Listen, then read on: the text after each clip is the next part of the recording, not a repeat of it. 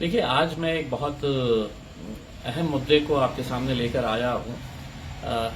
Police वालों को ये याद दिलाने के लिए और उन्हें ये बताने के लिए कि पुलिस का काम जो है वो चोरों को, डकैतों को पकड़ना होता है, उनकी मदद करना नहीं होता है।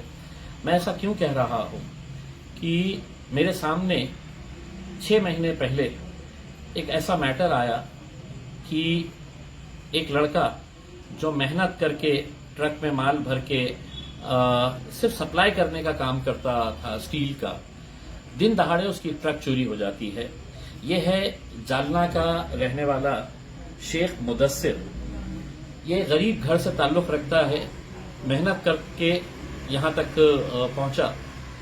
आज से तकरीबन 6 महीना पहले 28 नवंबर 2022 को जालना से तकरीबन 16 लाख रुपए का स्टील एक ट्रक में भर के ये कहीं बाहर जा रहा था।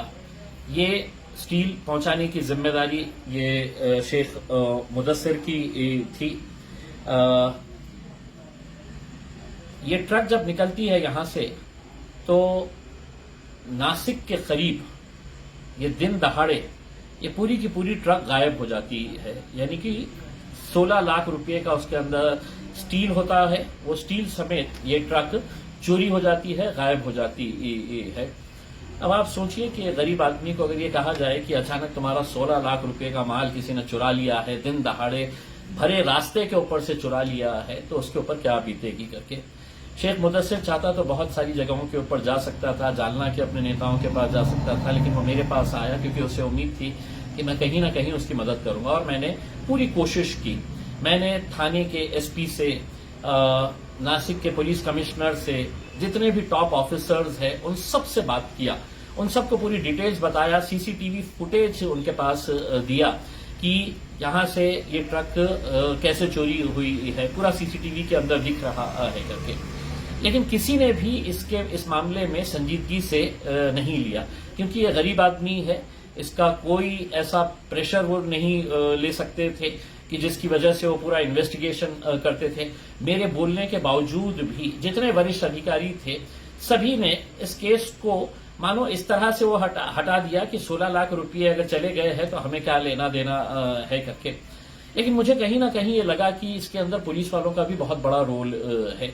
एक दिन दहाड़े 16 लाख रुपए की चोरी, और मेरा शक बिल्कुल सही साबित हुआ जब मैंने ये देखा कि नासिक और थाने की पुलिस कहीं ना कहीं एक दूसरे के ऊपर ढकेलने का काम कर रही है और इसमें पिस रहा है। तो ये मुदस्सिर, जिसका 16 लाख रुपए, अब उसका जो स्टील कंपनी वाला है वो उससे मांग रहा है कि मुझे 16 लाख रुपए तुमने देना है करके। उसमें मैंने खुद ने इस मामले को जब गंभीरता से लिया तो मैंने डीजी महाराष्ट्र पुलिस के डायरेक्टर जनरल ऑफ पुलिस के पास गया और उनको ये पूरी कैफियत बताई कि मतलब ये कैसा दिन दहाड़े इस तरह की डकैती हो जाती है और ये गरीब लड़का पिछले 6 महीने से सिर्फ पुलिस स्टेशनों के चक्कर काट रहा है, अदालत के चक्कर काट रहा है, मंत्रालय में जाता है, जिसको मिलता है बस उससे मदद मांगता है, लेकिन उसकी कोई मदद करने के लिए तैयार नहीं है। आखिरकार मैंने सोचा कि क्यों ना ये पुलिस वालों को शर्मिंदा किया जाए। इसीलिए मैं आज आपके बीच में आया हूं ये बताने के लिए कि जब तक ये मुदस्सिर की ट्रक का माल पकड़ा नहीं जाता है, मैं थाने की पुलिस और नासिक की पुलिस को ये याद दिलाते रहूंगा कि तुम्हारा फर्ज क्या है।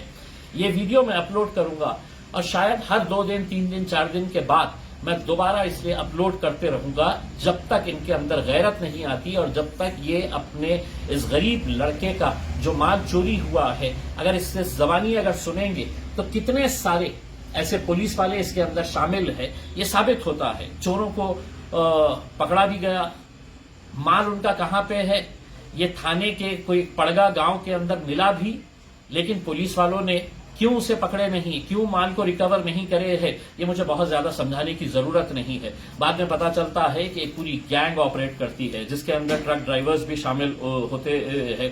दिन दहाड़े ट्रक के ट्रक गायब हो जाते हैं। 2 ट्रक इस चोरी के अंदर है तो गायब हो गए हैं। 16 लाख रुपए का माल गायब हो गया है। अब बेचारा मुदस्सिर क्या करे, तो मुदस्सिर सिर्फ पुलिस स्टेशनों के चक्कर मारता रहे। इसीलिए मैं महाराष्ट्र के डीजी साहब को, महाराष्ट्र के उप मुख्यमंत्री देवेंद्र फडणवीस साहब को, थाने के पुलिस ऑफिसर्स को और नासिक के पुलिस ऑफिसर्स को अपना फर्ज याद दिलाना चाहता हूं कि जिस वर्दी के अंदर आप काम कर रहे हैं वो बहुत इज्जत वाली है, उस इज्जत को बरकरार रखिएगा। और अगर आप इस लड़के को इंसाफ नहीं दिलाएंगे तो मैं आपको बार बार बार बार बार बार ये याद दिलाता रहूंगा कि इस लड़के के साथ जो नाइंसाफी हुई है उसके लिए मैं पूरी ताकत के साथ खड़े रहूंगा। इस मुद्दे को मैं पूरे कागजात के साथ पार्लियामेंट के अंदर भी उठाऊंगा और बताऊंगा कि किस तरीके से गरीबों के साथ इस तरह का व्यवहार होता है। अगर कोई अमीर की अगर कोई गाड़ी चोरी हो जाती तो पूरा पुलिस डिपार्टमेंट हरकत में आ जाता था, लेकिन मुदस्सिर एक गरीब घर से ताल्लुक रखता है।